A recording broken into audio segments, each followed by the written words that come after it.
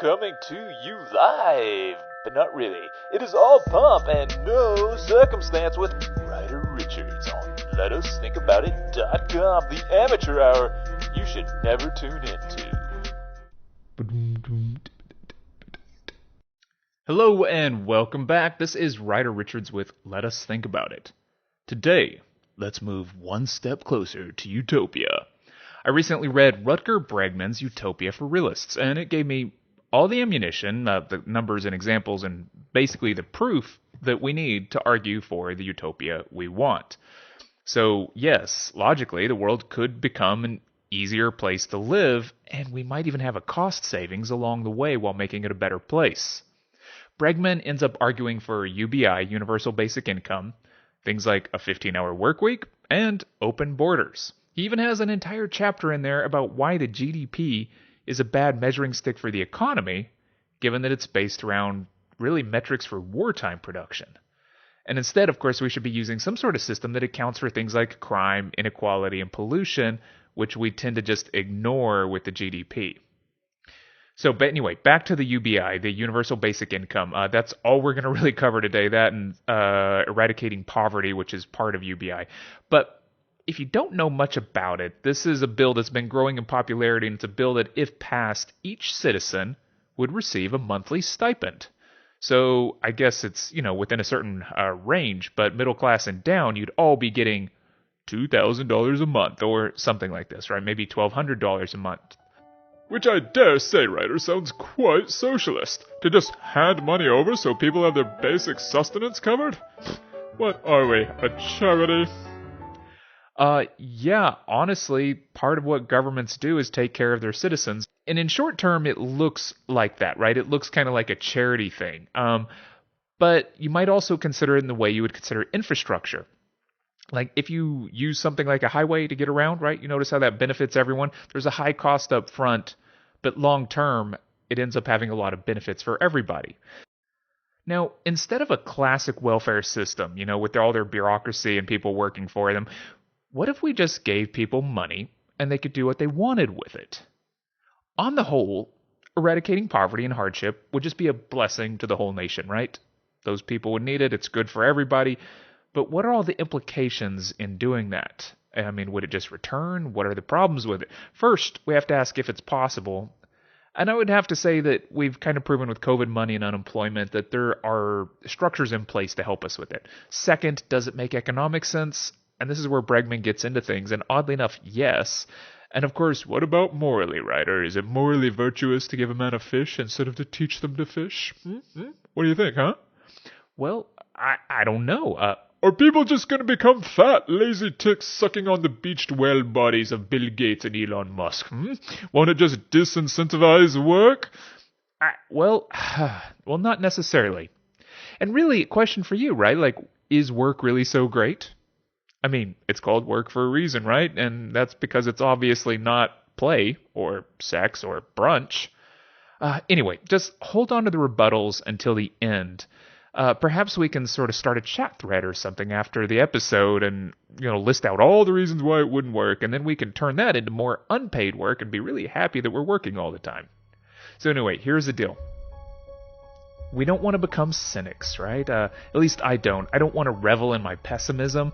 And sure, there's problems out there, but I often think to myself, if we're all smart enough to see and analyze them, to point them out and to bitch about them, then maybe we should also be smart enough to do something about them. Maybe we can DIY this sucker a little bit. Now, the problem I encounter with reading Baudrillard, our last couple episodes on simulacra and simulation and that kind of stuff, is to me it all makes a whole lot of sense. This kind of logic of inversion of cause and effect and circularity, where every liberation is another simulation that preceded itself. And there's just, the unfortunate thing is there's not a lot of light or a great path on which to move forward. It ends up being more like a hamster wheel. And all the logics or values somehow become non-human and they transcend us. And of course, every action is defeatist, as is inaction. So, what do you do? I mean, it does seem like an accurate model to me of the way the world really works, but it's not everything. And I have yet to really encounter the path forward when reading his work. So yes, I recognize more, I see deeper, I, recognize the mirroring effect, but I tend to find myself silent after reading his stuff. Now that silence, I feel like that's something that I have to overcome. That silence in the face of insurmountable problems. The silence of acquiescing to what I consider inevitable. Fuck that silence. This week we're going to talk about one small step toward utopia, and really how we know what it is, but why we aren't achieving it because our common sense, that has been foisted on us by our parents and handed down to us, well, it's maybe just flat out wrong. Part 1. Poverty isn't a lack of character, it's a lack of cash. Okay, so I read about Cockaigne, which sounds like cocaine, but it's actually a place. It's a fabled land of plenty, right? It's like the big rock candy mountain. It's this kind of utopia where food is plentiful and cheese rains from the sky and everyone sleeps with everyone else and the nuns get it on and those with a stick up their butt get spanked. Or, something. I don't know why people thought the things they did back then, but whatever. I mean, they even liked this idea of the streets were paved with pastries, which, just not very practical. And overall, this is a dreamland, right? It's a creamland, it's a Willy Wonka wishland. So, this utopia of dreams. I mean, when you could dream of anything, what did people dream of? Well, peasants wanted houses made of bread or cigarette trees, right? That's in Big Rock Candy Mountain. Or streams of alcohol. The dream is hard-boiled eggs. And this kind of cracks me up, but if I look around today, then you can't tell me that in some way, at least here in America, that we haven't arrived, right? Food is plentiful and relatively cheap. We now have, of course, climate control to protect us from the elements and, more importantly, from insects. Our clothes and shoes are also ridiculously cheap, considering the work that goes into them. And they're so cheap that we build whole rooms to house and store them in. Of course, plastic surgery is a thing. And we even have daytime television about it. And in even the drama that circulates around it. And then, of course, we carry computers in our pockets that we mostly use just to share gifs.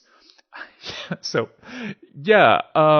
But also, when I think about what's going on now, there's something else missing, and that's essentially that we're not in a utopia because we're still working 50 hours a week, commuting, and most of us are anesthetizing ourselves at night, right? And it's not for social enjoyment, it's just to get through to the next day. So, historically, of course, not to sound ungrateful, right? We need to put our plight into context. Bregman ends up saying, in the past, everything was worse. For roughly 99% of the world's history, 99% of humanity was poor, hungry, dirty, afraid, stupid, sick, and ugly. Which is very much like Hobbes, right? He said things like, life was nasty, brutish, and short. But, I mean, we have actually changed that, right? Now life is just nasty, brutish, and long. Yes, we live longer than ever, so hooray medicine, we can work more. Yeah, of course, let's go back to the good parts of technology, though. We do have robot-controlled prosthetics now. We have microchips that allow for sight. And of course, we're all living longer, but really, like, what for? Right? We should probably ask about that. But let's hold off and marvel a little bit more at science. Vaccination, right? Smallpox is now eradicated. Polio is nearly eradicated. And we have this new style of vaccine for the coronavirus. Technology? How about this? The price of solar energy has dropped over 99% per watt. And there's things like production, right? Our steel-making processes require less people and produce more steel. And the same could be said for anything like farming and cars and all sorts of levels of technology. We've increasingly found more and more ways to extend and extract resources more efficiently. And of course, this has led to automation with smarter things happening, and this means that human labor may no longer be necessary, and it has increasingly become less necessary in many fields. And yet that has caused other social problems, right? But really what I'm talking about here is the arc, the technology trend of the tools to realize a utopia. You know, the utopia where you sit under the shade of lollipop trees drinking lemonade squirted into our mouths by sexy flowers. I don't know. People are weird. The point is, your dream should definitely be to be put out of a job. Because that's the point of a utopia. A utopia is to just live in luxury and leisure, doing what you want. And yet people keep complaining that robot tractors and automation are taking their jobs. And honestly, though, who wants that job? I know you want the benefits from the job, but do you really want that job? What about your current job, right? Where you sit there at your desk typing up reports that no one reads? Or maybe you shift digital currency around. Or maybe you produce content that pretends to have meaning in the form of a crappy podcast. Yeah, well, this is kind of interesting because studies do show that people actually want to work. And they identify themselves through work, and even if you give them free money, they still work. But the question here, too, when we're talking utopia, is if you did have money, what would you do? Well, you'd probably get bored and start working. But let's just hope it's something that you want to do. You know, Ryder, I just want to sit around all day with chocolate birds hopping straight into my mouth while watching rainbows being born. Yeah, and of course I want my professional job to be having sex. Yes, professionally. All over the place. And just more food and sex on top of abundant food and sex. Yes, that's what I want for my job. Yeah, okay. There's other kind of things here. Of course I can be ridiculous about this, but we can also think about the idea of a ridiculous utopia, the dreamland. Like, how far out can our mind take us? Democracy was once a ridiculous dream that would never work. Yeah, slavery was just a fact of life. And women's rights? Well, I mean, you could fill libraries with the misconceptions men have had about women. But hopefully we're making progress in that realm as well. Now, last episode, I mentioned that we had the chaos and tragedy in America, yet no real political change came about. Or at least not the one that we wanted. As Bregman says, though, yes, Donald Trump, we actually do want to make America great again. Just like in the 50s and 60s. And why is that? Because that was back when we had the highest wealth tax and loopholes weren't really a thing. In the 50s and 60s, that was a time of the highest economic equality. Of course, now we're in the time period of the highest economic inequality. So yes, please, bring back taxes, make America great again. Just, of course, without the racism, and the misogyny, and the social conformity, and the religion. But otherwise, just like the 50s and 60s. Part 2. Fast forward to 1968, and of all people, let's talk about President Nixon, right? He actually had this bill that was going through, and it had tons of support behind it. Roughly 80% of Americans wanted it, but it was for a version of universal basic income. So they did these tests for this thing called minicum, or minimum income, and they really kind of figured out that it had nothing but benefits for the entire community, giving people money with no strings. And what you get is more overall wealth, more education, less hospital visits, and less crime, and on, right? People were happier and more productive, and the community started to flourish. The pilot projects ended up being canceled, and the bill didn't get passed because it ended up getting flipped because some conservatives said it caused higher divorce rates. And, of course, they later figured out that a lot of these stats were in error, but the damage was already done, and, of course, Nixon, the weasel, flipped on the whole thing. But what we do have is proof that it works. Giving people money makes poverty disappear. But if you're like me, I mean, can't you hear this kind of niggling voice in the back of your head? It's maybe the way I was raised or something. And for me, like, what's it saying? It's saying something like, well, it isn't a rational or logical use of money to just hand it over. They will squander it or they won't appreciate it. Or, not with my tax dollars. And, oh, God, I hate that voice, right? But these are misconceptions that Bregman shows are false assumptions, and he shows this based on data and proof, which is great for somebody like me because I was looking for a reason to believe.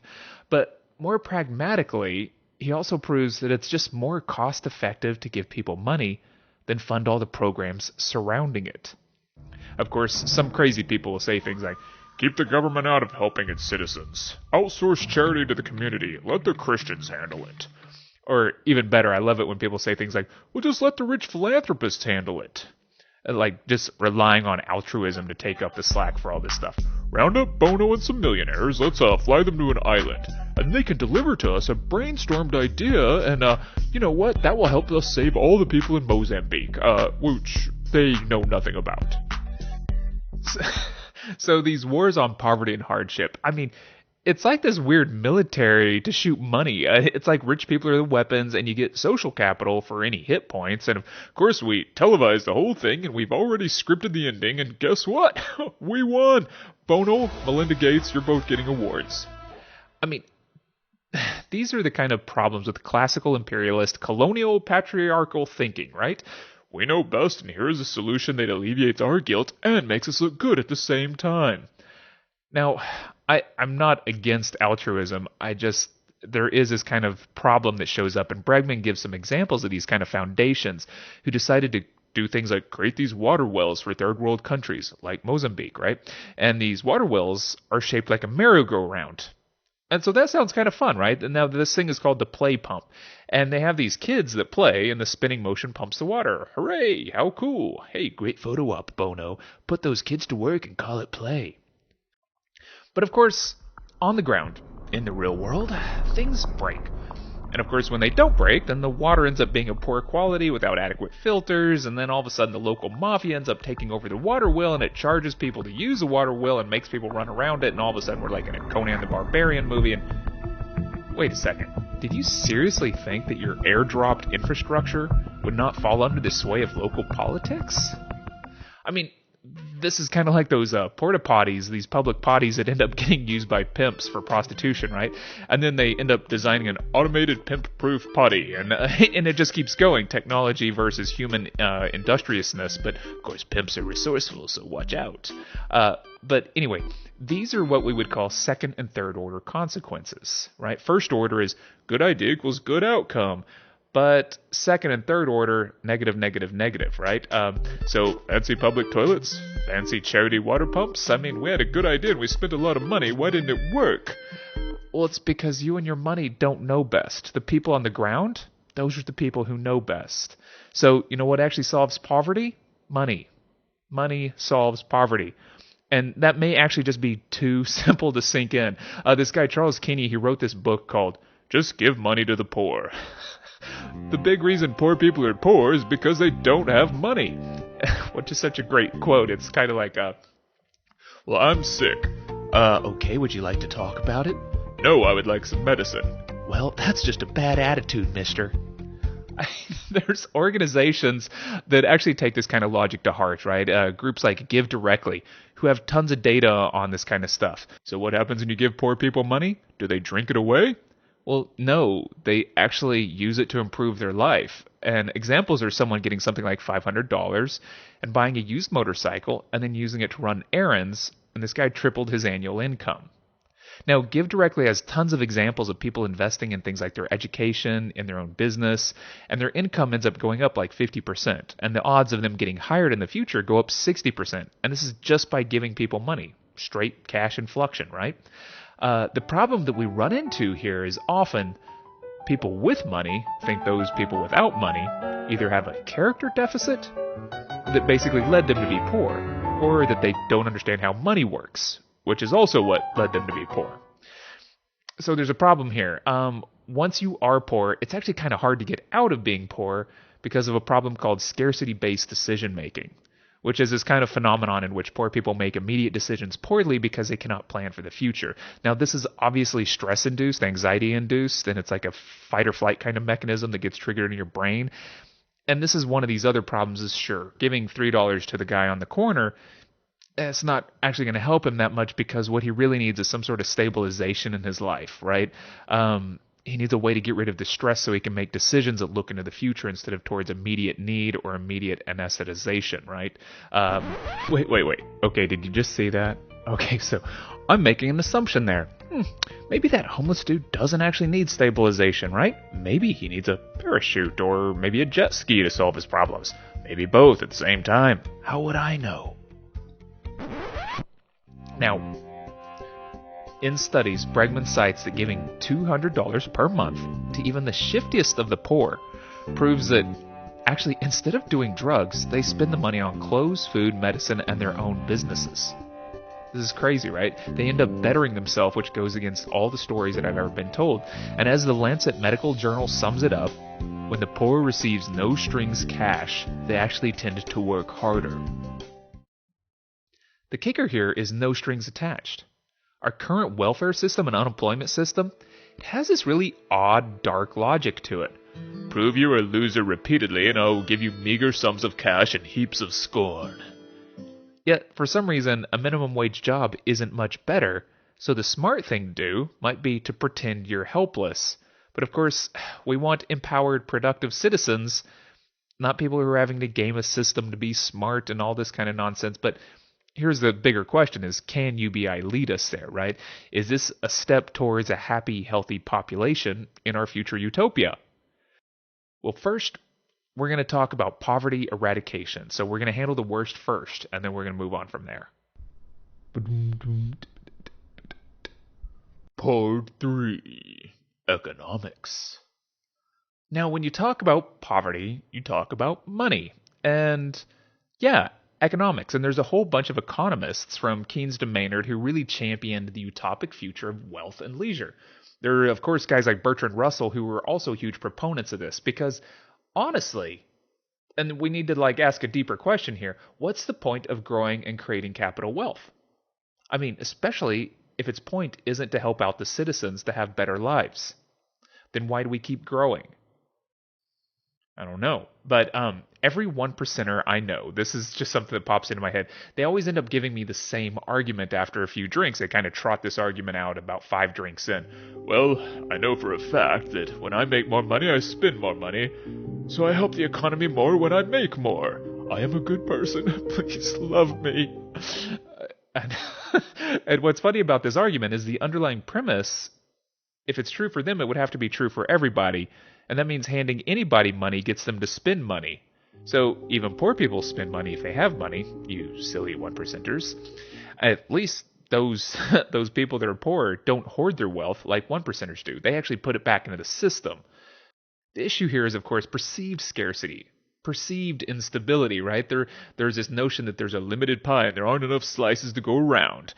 And that's why people hoard and compete and fight and lie and turn into pieces of crap. I mean, it's for survival. Yet what's fascinating about this is these are all abstract concepts. We created economy. We create wealth. We actually generate wealth, right? There's more wealth today than ever. So it's not limited. It's actually limitless. And the lie of scarcity is what keeps us insecure, afraid, anxious, and basically willing to throw our lives away for cheap. We're now just in a realm of serfdom where we have debt over us. So if we gave everyone money, it would at least relieve some of that insecurity, some of that mental trauma. But of course, that kind of sympathy argument ends up being lost on certain people because they're looking for facts, for proof. Empathy isn't enough. And honestly, I'm kind of one of those guys sometimes. I am sympathetic, but I also want some verification or validation that my sympathy or empathy won't break the world. Okay, so here it is. Here's the hard proof, and Bregman brings it out to us, right?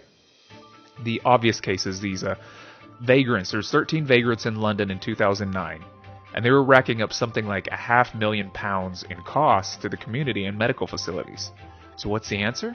Well, give each one of these guys £3,000. And this overall program for these 13 guys cost £50,000 per year, but it ended up saving 90% of the costs that they were accruing upon the community by just leaving them on the street.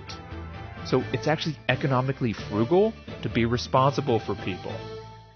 Now, for Minicum or minimum income, these programs that got kicked off, like in 1974, the town of Dauphin in Winnipeg, well, everyone got a basic income that kept them above $19,000 per year, so above the poverty line. And then you have to ask questions like, well, did people work less? I bet they became lazy. Well, not really. And when they did work less, it was dropping a second job to go back to school to better themselves. Did they just start popping out kids? I know I would. No.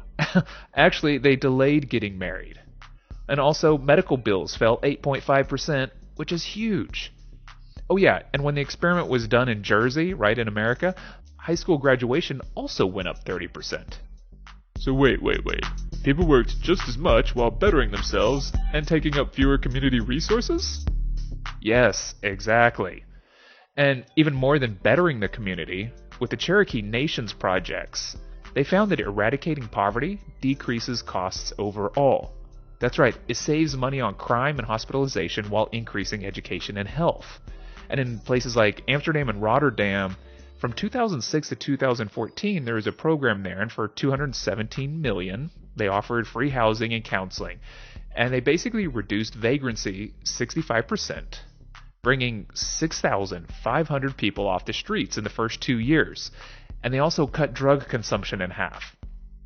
And okay, that's all wonderful and beneficial for all these people and for the communities, right? But the kicker on all this is the financial returns for society doubled the original investment.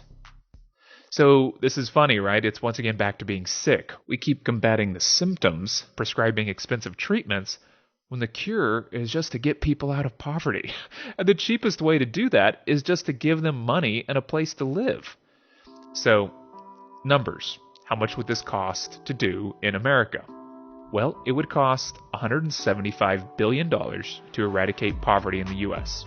Sounds like a lot of money, but that's less than 1% GDP, and that's about a quarter of the military spending.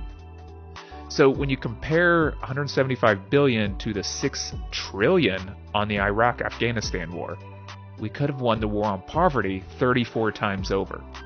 And of course we had the means to do it years ago, it just wasn't a priority. Now, there's another solution here. We could just get rid of a few tax loopholes or not tolerate tax havens. So, if Apple was actually forced to pay American taxes instead of dodging them through their tax haven in Ireland, they would have owed $26 billion from last year. Now that is a pretty nice start.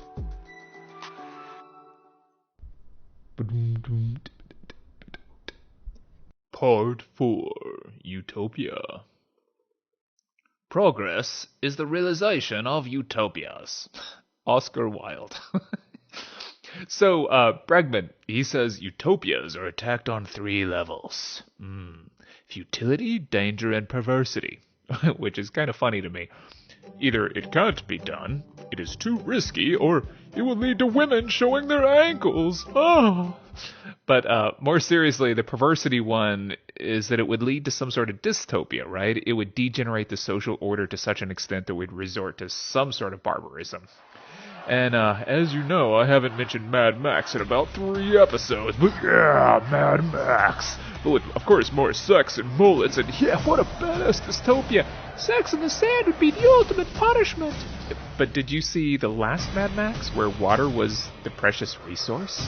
It's kind of like those merry-go-round water wheels, right? Where some mafia boss gets a hold of it, and he builds out the infrastructure, and he creates a cult with sex slaves, and rituals, and sacrifice. And honestly, is that what we're afraid of if we try for a utopia? I mean, because that seems to me like the world we're heading towards right now.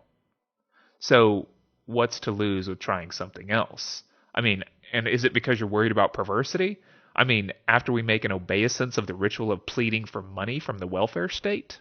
Or denying your heritage and morals just so you can survive in a country? Yeah, and you want to talk about the degradation of morals through women, like not wearing a bra, this is your big drama, or who gets to use which bathroom, while we crush people with poverty and pity? So what is a true utopia? Now, I would say that what a true utopian wants isn't just more jobs, or less immigrants to compete with. I mean, those are just short-term simplistic fixes that don't actually fix anything. I mean, do you really want to sit at a desk or stock shelves or clean houses or mow lawns? I don't think people really want to do that all day, every day. Maybe occasionally. I mean, what are you fighting for here? Do you really want to have the highest priced healthcare in the world with the largest industrial prison complex? A legal system that bankrupts you? Is that what you were fighting for? Are you fighting to have low-wage jobs that will never pull you out of debt and can replace you at any moment with a robot or a software? And you wonder why people give up? We really need to update our map. Our model we have been using, it has lost contact points with reality, right? It no longer reveals the truth. And yet, we keep our eyes fixed on the dotted line, unable to see our plan or the future in front of us, right? We have the tunnel vision of scarcity. And even our dreams, they're small dreams. They're not even a great Willy Wonka wishland, right? Our dreams are so small. You mustn't be afraid to dream a little bigger, darling. How do we make a utopia? Well, let's do this. Let's try this. Let's flip it. Let's start from the goal and work backwards.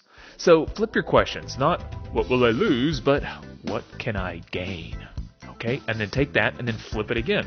What can I lose? Well, what if you lost your fear, insecurity, and disconnection? Let's envision where we want to be.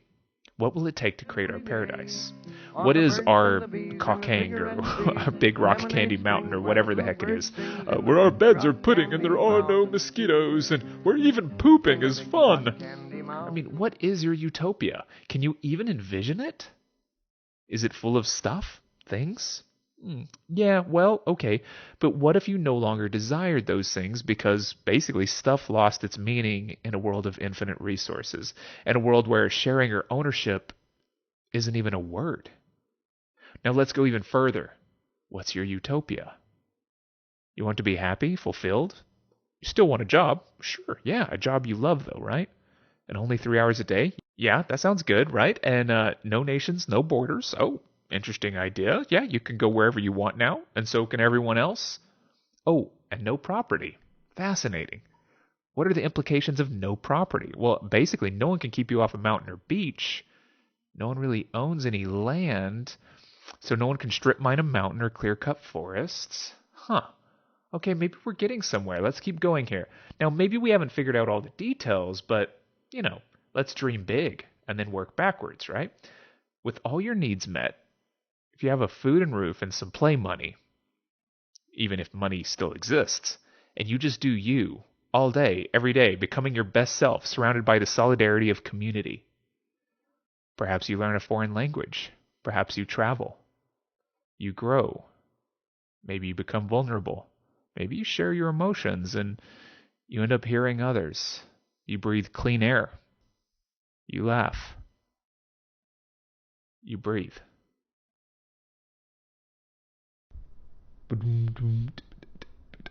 Part 5. Equality. Buckminster Fuller has this funny quote. So we have inspectors of inspectors and people making instruments for inspectors to inspect inspectors. The true business of people should be to go back to school and think about whatever it was they were thinking about before somebody came along and told them they had to earn a living. Such a good quote. I'll tell you this, I really love Bregman's book. And part of this is because it gives my heart the rational numbers that my brain needs, right? It zooms back out into these larger concerns about what it means to be a good person and provides some really solid info to override this kind of like precarity and futility that we find ourselves in. It isn't actually futile to ensure basic survival needs. That's a necessity. Countries in Europe, there's several of them doing it. The Netherlands are doing it. And today I have mostly talked about eradicating the worst cases, and I've talked mostly about poverty, not necessarily what it means for absolutely everyone, to have UBI, but the biggest issues that we're facing is closing the inequality gap. And this is, of course, before our social ills worsen to such an extent that we have much, much bigger problems. Now, our current system doesn't seem to be able to address things like poverty, crime, and education in a way that really aligns with other developed countries. Now, taxing the rich and closing tax loopholes, and penalizing tax havens, of course, well, this all targets the top, right? And UBI, of course, targets the bottom. And in a kind of a nice symmetry, enacting one, it ends up financing the other, and this can get us closer to back to the middle, right?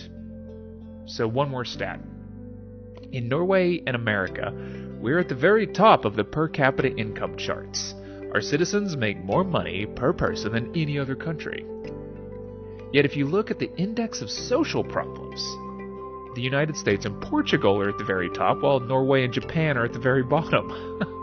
So America's average, our per capita earnings of $38,000 per year, but our social problems are on par with a country that makes about $18,000 per year. Meanwhile, Norway makes just as much money without the social problems. So maybe we should be looking at Norway a little bit more, right?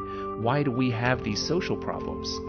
Well, it's because it's about relative wealth, which means the most inequality in a system is what generates the most social problems. So averages actually suck here, right? Like, if I make $10,000 and you make $1 million, we end up having no common ground. It becomes a master-slave dynamic.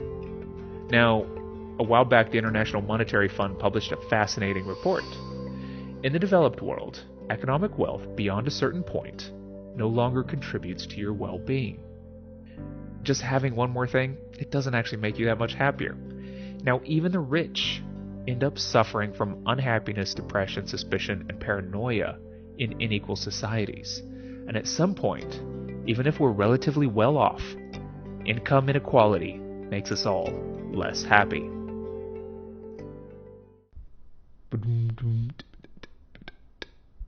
Alright, thank you for sticking with me on this one. I really enjoyed the book. Lots of good data in there, and I didn't even touch on most of it.